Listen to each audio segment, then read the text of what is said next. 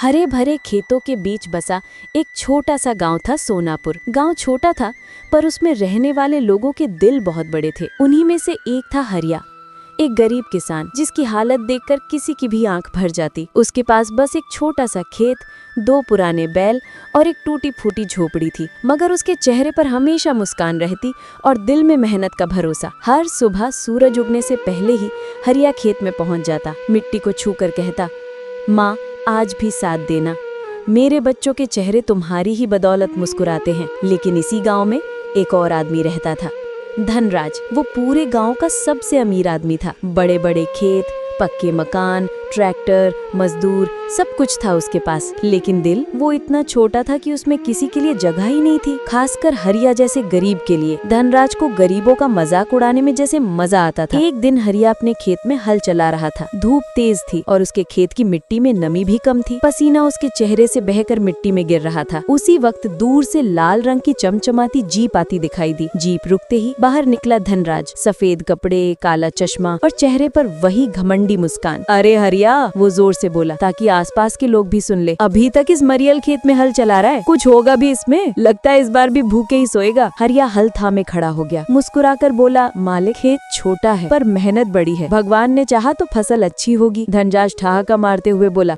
भगवान? अरे भगवान भी मदद उसी की करता है जिसके पास पैसा हो, तेरे जैसे गरीबों को क्या देगा? जा मेहनत कर ले, किस्मत नहीं बदलनी तेरी। इतना कहकर वो जीप में बैठा और धूल उड़ाता चला गया। धूल हरिया के चेहरे पर पड़ी लेकिन उसके हौसले पर नहीं। शाम को हरिया अपने घर लौटा। उसकी पत्नी चूल्हे पर दाल चढ़ाए बैठी थी। दाल भी पतली थी, जैसे एक कटोरी में पूरा घर भर रहा हो। बच्चे दौड़ कर आए, बाबा आज क्या लाए? हरिया मुस्कुराया, तुम्हारे लिए हिम्मत और अपने लिए उम्मीद। पत्नी ने धीरे से पूछा, आज गाँव के मालिक धनराज मिले थे, फिर चढ़ाया होगा। हरिया ने चूल्हे की लौ देखते हुए कहा, हाँ पर कोई बात नहीं, उनकी बातों से थोड़ी फसल उगेगी, हमें तो अपना काम करना है। उसने अपने बेटे के सर पर हाथ फेरा, हम गरीब सही पर मेहनत के धनी हैं। दिन बीतते गए, आसमान में बादल रोज उमड़ते लेकिन बरसते कम। हरिया की फसल आधी सूख गई, बैलों की पसलियां दिखने लगी। एक शाम को चौपान लगा था, सभी लोग चिंतित थे, इस बार फसल का क्या होगा? उसी समय धनराज वहाँ आया। उसके चेहरे पर चिंता नहीं बल्कि और भी घमंड था। अरे तुम सब चिंता क्यों करते हो? फसल खराब हुई भी तो मुझे क्या, मेरे पास तो गोदाम भरे पड़े हैं। और हरिया तू तो आदत डाल ले भूखे रहने की। गांव वाले चुप थे लेकिन हरिया के चेहरे पर लगी। वो कुछ कहता उससे पहले ही धनराज ने फिर हंसते हुए कहा, मेहनत मेहनत क्या मिलेगा इस मेहनत से? मेरे जैसा बनना है तो दिमाग चाहिए, किस्मत चाहिए, पैसा चाहिए, जो तेरे पास है ही नहीं। इतना कहकर वो चला गया। हरिया घर लौट आया। उस रात वो देर तक छत को देखता रहा, फिर धीरे से बोला, भगवान अगर तू है तो मेरी मेहनत को बेकार मत जाने देना। अगले ही दिन एक अजनबी गाँव में आया, सूट बूट पहने, हाथ में फाइलें। वो खेत खेत घूमकर मिट्टी की जांच कर रहा था। जब वो हरिया के खेत पहुंचा तो उसने चौंक कर मिट्टी उठाई। ये तो बहुत उपजाऊ मिट्टी है, इसमें तो विशेष प्रकार की औषधीय फसलें हो सकती हैं। हरिया को समझ न आया, मालिक इसका मतलब? अजनबी बोला, सरकार एक नई योजना ला रही है, जिनकी मिट्टी इस तरह की है उनकी जमीन सरकार लीज पर लेगी और बदले में बड़ी रकम देगी। तुम पात्र हो? हरिया की आंखें फैल गईं। पर मेरे जैसे गरीब को इतनी बड़ी रकम कौन देगा? अजनबी मुस्कुराया, सरकार, क्योंकि मेहनत करने वाला हमेशा गरीब नहीं रहता। ये खबर पूरे गाँव में फैल गयी और सबसे ज्यादा हैरान हुआ धनराज। वो दौड़ता हुआ हरिया के पास आया, जैसे अचानक उसे उससे बहुत प्यार हो गया हो। अरे हरिया भाई, सुना है जमीन की कीमत बहुत ज्यादा मिलेगी, चलो मैं तुम्हारी मदद कर देता हूँ। तुम चाहो तो जमीन मुझे बेच दो, मैं ज्यादा पैसा दूंगा। हरिया शांत रहा, मालिक जब मैं परेशान था आपने मेरा मजाक उड़ाया, आज भाग्य ने साथ दिया तो आप मुझे ही खरीदना चाहते हैं। धनराज के शब्द गले में अटक गए। गाँव वाले इकट्ठे हो गए थे। एक बूढ़ा बोला, धनराज तू हमेशा गरीबों को चिढ़ाता था, आज देख जिसके दिल में मेहनत है उसी के खेत में सोना है। हरिया ने धीरे से कहा, मुझे आपकी मदद नहीं चाहिए, सरकार के साथ समझौता करूंगा। धनराज चुप खड़ा रहा। उसके चेहरे का घमंड पिघलकर शर्म में बदल चुका था। कुछ ही महीनों में हरिया की किस्मत बदल गई। सरकार ने उसकी जमीन लीज पर लेकर उसे अच्छा खासा भुगतान किया। हरिया ने नया घर बनवाया, बच्चों को अच्छे स्कूल में दाखिला दिलाया और अपने पुराने बैलों के लिए अच्छा चारा खरीदा। लेकिन सबसे बड़ी बात, उसके दिल में कोई घमंड नहीं आया। वो वही सरल नम्र हरिया था। गाँव का हर गरीब उसे देखकर हिम्मत लेता और अमीर लोग वे सीख लेते कि पैसा हमेशा ताकत नहीं होता, कभी कभी मेहनत का फल ही सबसे अमीर बना देता है। कहानी की सीख, मेहनत करने वाले को कोई झुका नहीं सकता। धन से बड़ा धन विनम्रता और इंसानियत है। जो दूसरों को छोटा दिखाता है, समय उसे ही छोटा कर देता है। किसान गरीब नहीं होता, वो धरती का राजा होता है।